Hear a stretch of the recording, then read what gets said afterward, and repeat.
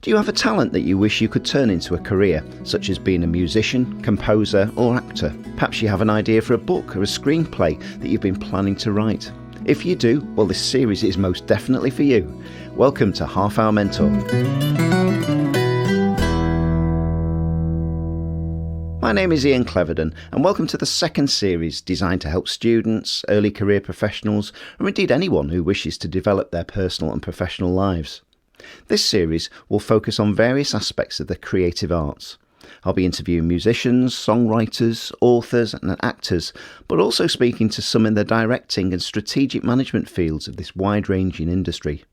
All of my guests have been carefully chosen as each one of them has an interesting backstory that we can all learn from.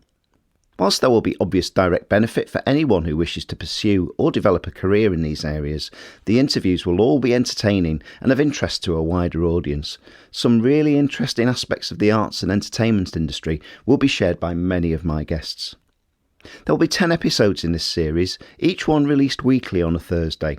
Make sure that you subscribe to the series wherever you get your pods so that you don't miss out, and please spread the word to anyone whom you feel will benefit from the series.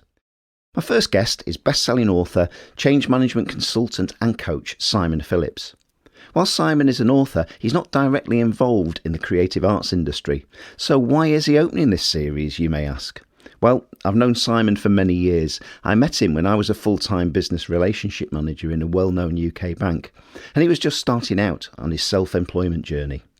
We've stayed in touch over the last 20 years or so, and he's even commissioned me to write some music for one of his audio publications in the past.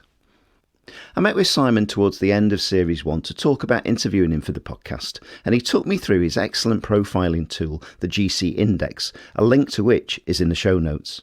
This really allowed me to think about my strategy for the podcast series in more depth, and long story short, I decided that I'd focus Series 2 on one of my great passions, the creative arts industry. I'm a composer, songwriter and producer, but I also love theatre, films and reading. I've therefore decided it would be good to delve into how the creative process works in more depth with people who have been there, done it and are still doing it. So let's hear from Simon. I started by asking him the question I ask all of my guests. What was the first job he wanted to pursue as a child? Well, I think I was potentially a little bit peculiar because I had aspirations of being a barrister when I was 5. And I think it was, when I look back, it was because I watched, there was a series on the television called Crown Court, and barristers wore these wigs and they were very dramatic and they were, getting people out of trouble. And I thought, oh yeah, that would be fun. And then I got to my teenage years and realized that the pathway into law meant reading an awful lot of huge books and setting precedents. But the big thing that niggled me was the idea that you could be so invested in helping somebody get off something that actually you thought they'd done, or even the other way around. You were helping to prosecute somebody that maybe you felt hadn't done it. There was elements in that didn't quite fit for me. So I think barrister stuck with me for a while. But to be honest, I just wanted to be a pop star. I just wanted to be somebody who was on the telly, not necessarily like a sort of a C grade celebrity, but somebody who was making an impact. Because my heroes growing up were always larger than life figures like Muhammad Ali and Elvis Presley and people like that. So I think I had aspirations in that area without having a clue, the first clue even, of how I was supposed to go about it. It's interesting you say that, because that both of those professions, the barrister and the pop star, are having an impact on people, and that's what you do now. So that aspect is being fulfilled, if you like, in what you do. But we'll come on to the change side of things and the coaching in a little while. So what was the first real job you did on the back of that? Oh, my first real job, I was a milk boy, and the milkman used to come around and collect money every Friday, and I would take the money to the door and engage in a quick conversation. And I thought, oh, that would be great to sort of go on the milk float and go around the streets of my hometown. And I picked up an amazing skill in that first job, which was to remember names. So the way that we were able to deliver the milk was he knew what the names of everybody were and what their milk delivery was. And so in the process, I learned the names as well, because if somebody was on the doorstep, it was always better, I found, and what was I, about 12 or no, yeah, maybe.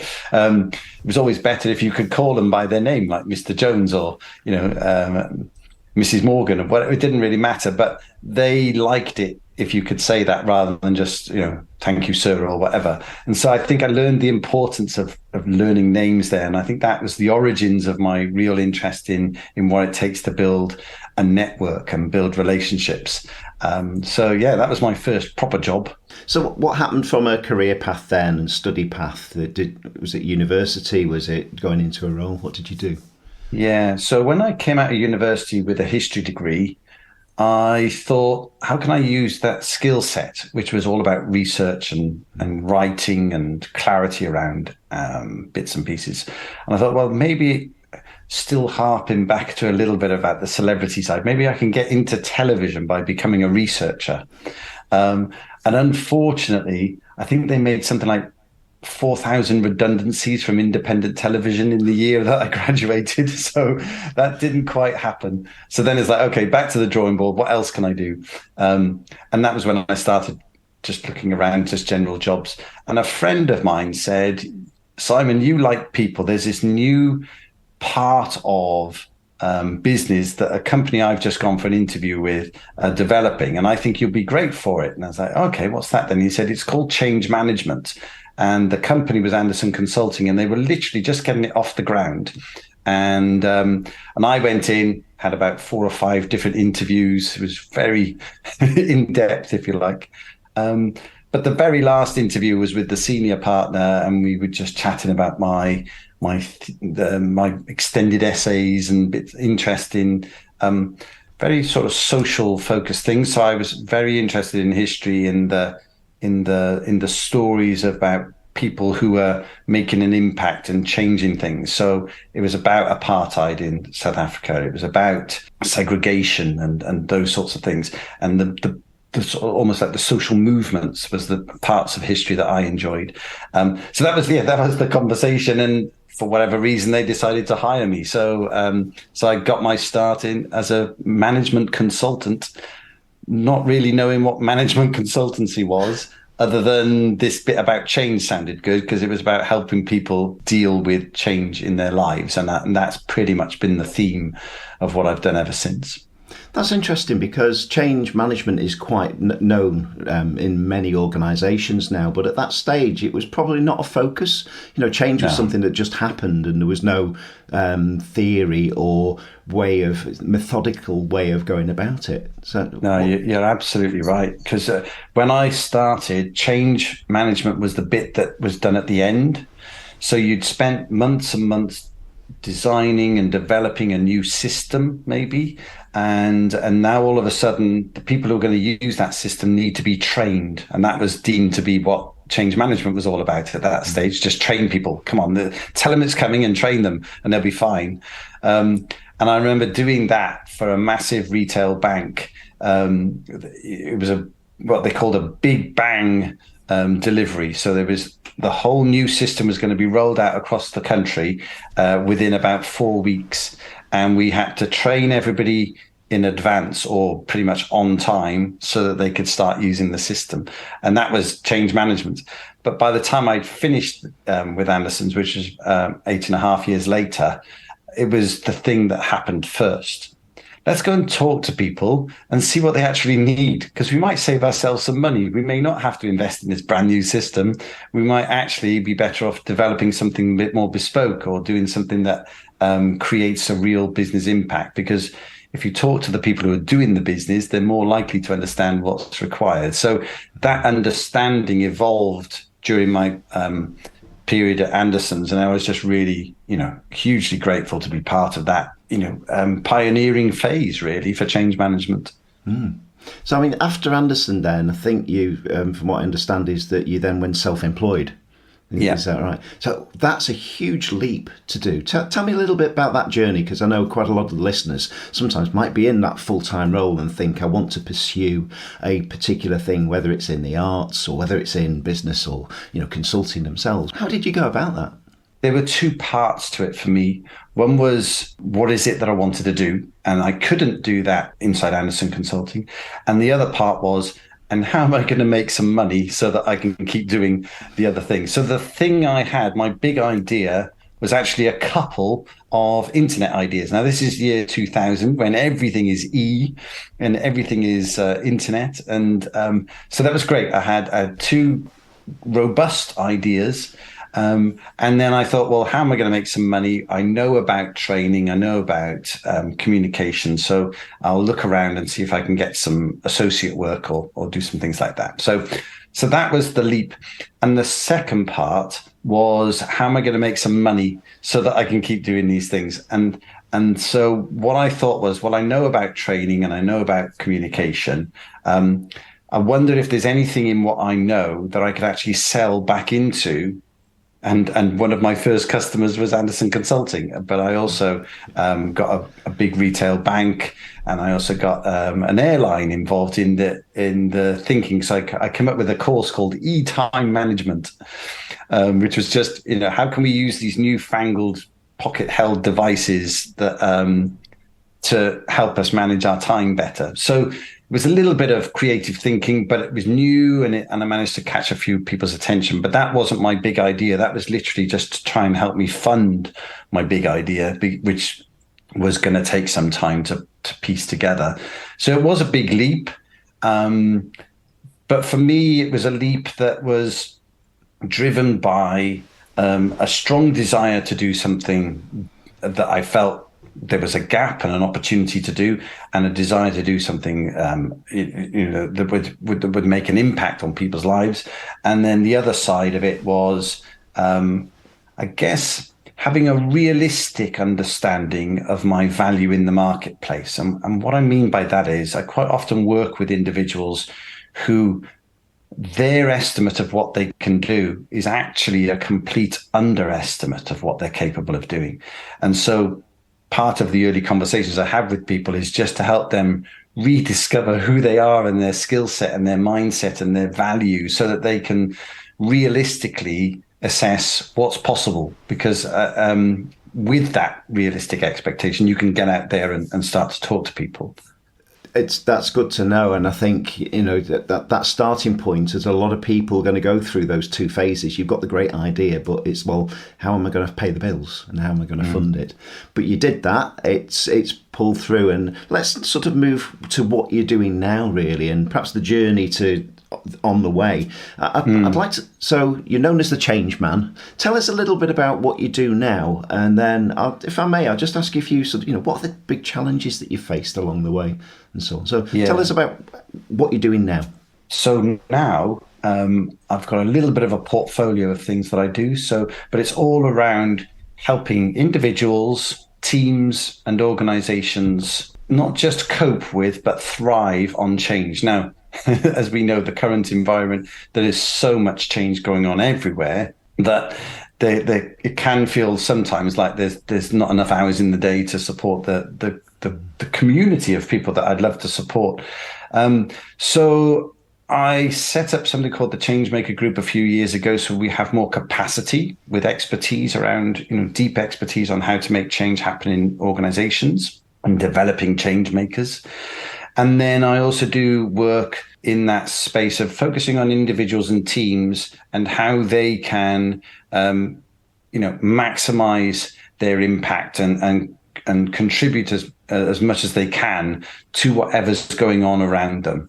And so that means I'm coaching people, I'm team building, I run online programs that are helping people with that point about confidence that I was talking to you about just now in my example.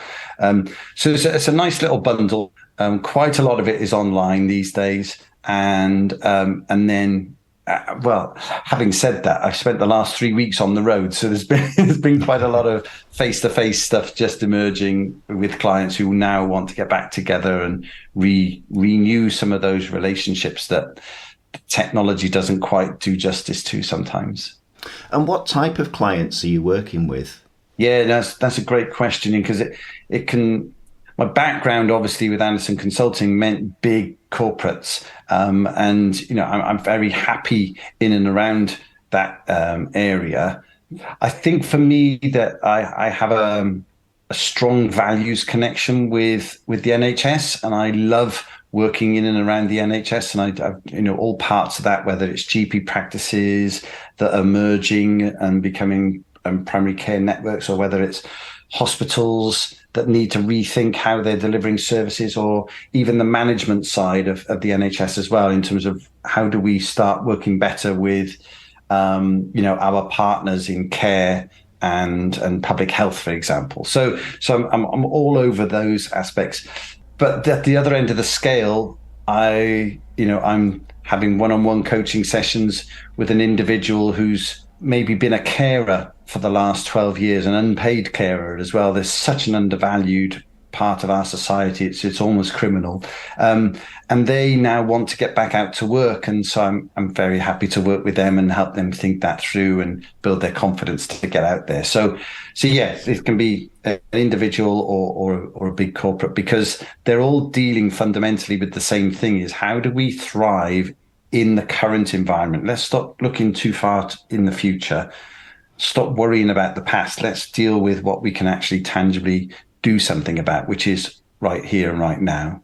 I'm just going to ask you that, because if you look at, say, individual carer as opposed to the management of a hospital, what came to mind, and what are the similarities and the differences from there? Obviously, a similarity is that it's just trying to focus on the now rather than too far ahead, which, to be fair, I think will be very much something that is easier for an individual to do, but perhaps less so for a larger organisation where they might have a medium-term strategy and so on. What are the challenges that you think are faced in both of those extremes? Both fields. Well, I've actually got a great example from this morning, because I've had two conversations this morning. One was with an individual who's sort of piecing together a strategy about how they might want to put their working portfolio together. Having always been a lifelong employee, the lifelong bit disappeared recently, and it was like, okay, now what do I do? So been talking to them about strategically, what would they like? What's their vision for their own life? And then how do they pull that through in terms of a strategy to the market, to the areas that they work in, and then thinking about looking after themselves in that process, so a little bit of self-leadership, if you like. And then operationally, what do I need to do by this time next week to know that I'm making some progress? So that was that conversation. And then I literally had another conversation with an operational director for a large international company. And we had a very similar conversation, because they had a vision, but they didn't have a strategy that was formulated that said, and how are we going to pull this vision together over the next couple of years? So in their particular industry, as you said, there is a bit of a longer term perspective sometimes, although that's shrinking. In fact, most organizations I'm working with now are not thinking more than about 18 months ahead, because the impact of things like COVID and lockdowns and such volatile environments means that they are struggling to see much further than that. But anyway, back to the story. So what's the strategy? And then what's it going to take for us to lead the workforce through to that point where they can deliver on that strategy? I mean, underneath that, operationally, what do we need to do to ensure that what we're doing today thrives, but also that we're starting to put the pieces together for the bits that how we'd like it to be in the future? So same sort of conversation, just different scale and a different level of impact on the individual. So I think for the individual I was talking to, that was a huge impact because it's their life. And for the director, it was a scaled input in terms of their business, but really it was just another piece that's going to help them succeed. It's a piece to help them with their leadership, I suppose, in a way, isn't it? Perhaps, if you've got a team underneath you, to be able to enable that team in a confident and comfortable way, or as comfortable as possible. Yeah, definitely. The Half Hour Mentor series, so we're leading into series 2 here. The first, I'm really aiming at young students, young career professionals and so on. What advice would you give perhaps, I don't know, 16 to 30-year-olds, if they're an undergraduate or they've just started the new role, in terms of their approach to change and the things that you've come across? Interestingly, I think what I would say today is different to how I perceived the world when I was younger. So there was an element of when we were younger that you could look around at the jobs market and look for a career for life.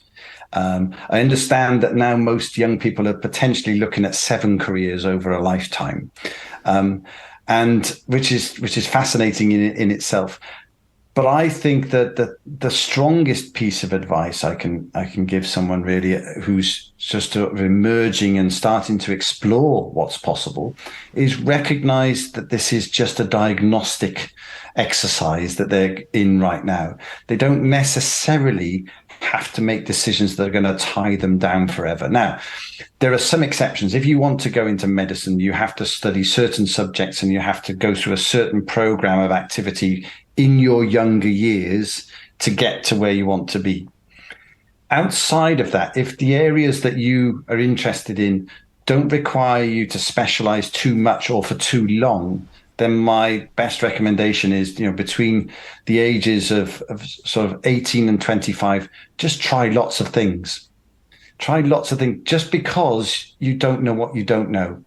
And that is always way bigger than the sphere of things that we do know. So the things that we know about have either been part of our lived experience, looking around at our family and looking at what jobs they did, or they are part of what our social circle, and in that I would include our school and our university, what the people around us know about. And that's great. But outside of that, you have a massive world of entrepreneurialism right now. You have a massive world of tech expansion right now. You have a massive world of global differences in running lives and existing even on the planet. And it's like, how much of that would you like to explore? And if it's, depending on the size of that, just go and do it. Go and try different things. I did follow one story of a young woman who set herself a target of 50 jobs in a year. And it wasn't, not full-time jobs or anything, but they were just little experiences because she had a wide range of interests and things that she'd like to explore. And so she went and just did all these little things, and a theme started to evolve.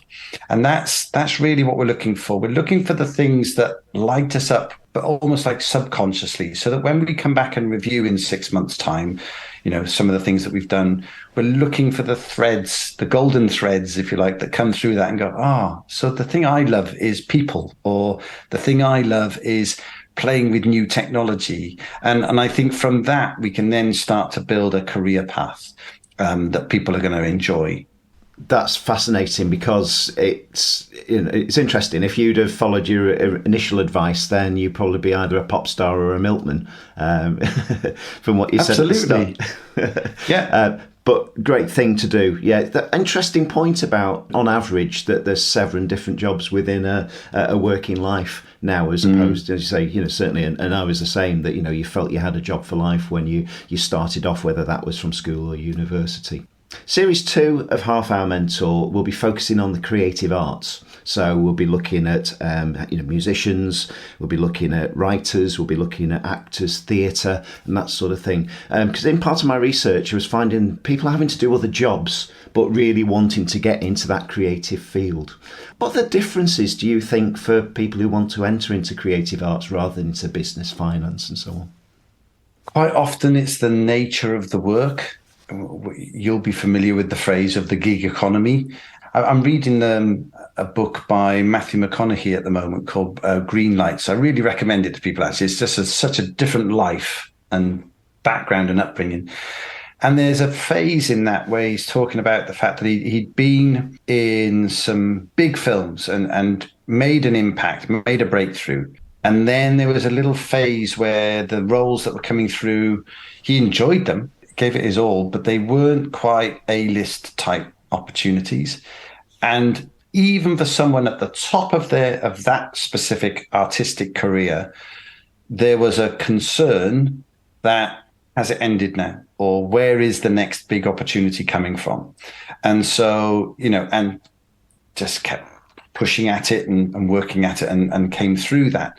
And it feels to me like in the artistic space in particular, there is the common thread should be your enthusiasm, and it should be your desire to want to practice or do things, or just get out there and live your art, if you like, on a day-to-day basis, regardless of being paid for it. Now, I'm not suggesting by that we should all become unpaid artists. But there is, if you look at the success stories in the artistic spheres, they are 100% enthusiasts first.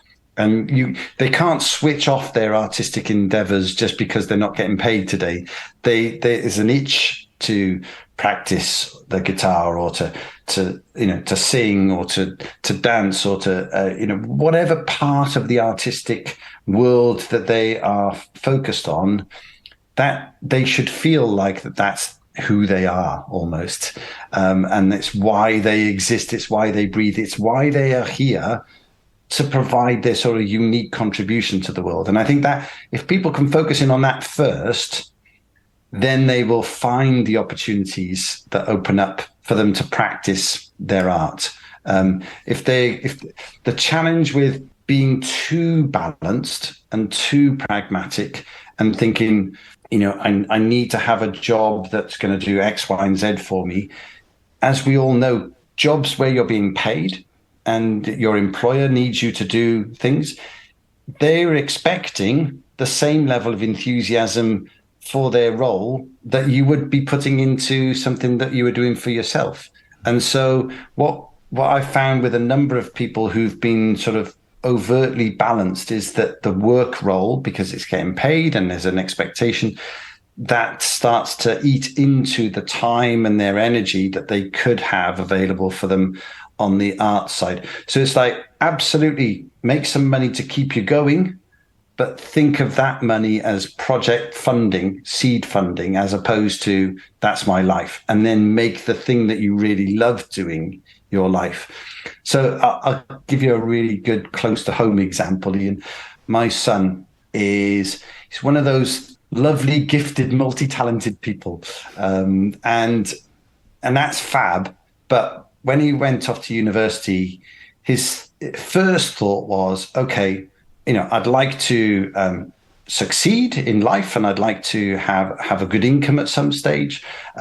Maybe I need to look at business. Maybe I need to look at a solid, recognized degree like history and those sorts of things, while I'm having fun on the sports side of things, because he's a thrower. He throws an athlete that throws things around a field. And I said to him, I challenged him. I said, why are you not doing music? Now, the reason I said that was because the last time I saw him perform, it was at a school thing where at A levels, they had to each do a little recital. And the other students that were in the exam, if you like, they sort of came up very timidly onto the stage, and they were looking at their music. You could see they were nervous, obviously, and they did great performances. When it came to Adam, he almost bounded onto the stage. He lit the place up because he was so enthusiastic, and he was excited to be there and present, doing this song for people. And I said, you light up, Adam, when you're doing that. Music itself is quite a tough degree, actually. So don't worry about people thinking it's not a solid degree. People will take you on in virtually any commercial activity if you've got a good degree and you've shown that you've focused and you've given your all to what you're doing today. And I think that's the key. So now he's doing music degree, loving composing and singing and all that sort of good stuff, and is loving every day. And I'm absolutely sure he wouldn't have been loving every day if he'd gone down some of those other subjects.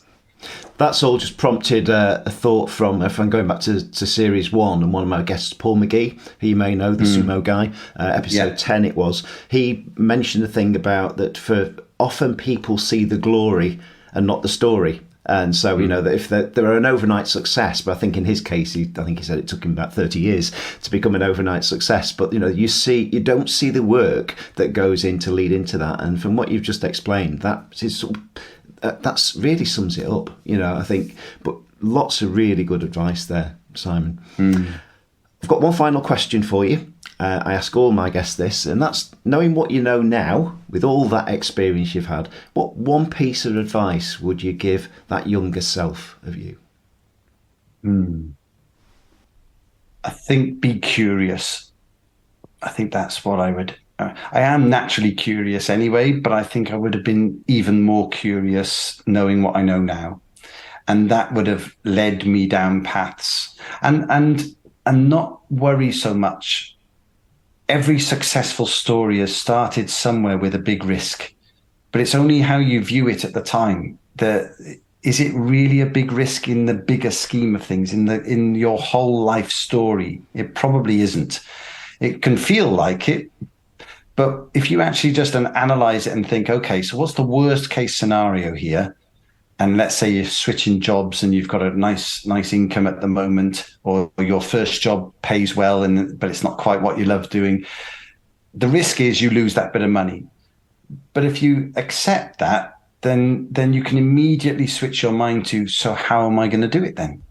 And we are all naturally resourceful, and we have an amazing community of people around us that will always be there to help and support us. So just, you know, have a realistic understanding of what the risk really is. The risk usually is the risk of doing nothing and just sticking to what you're doing. So I think that's what I would advise my younger self. That's fabulous. It really is.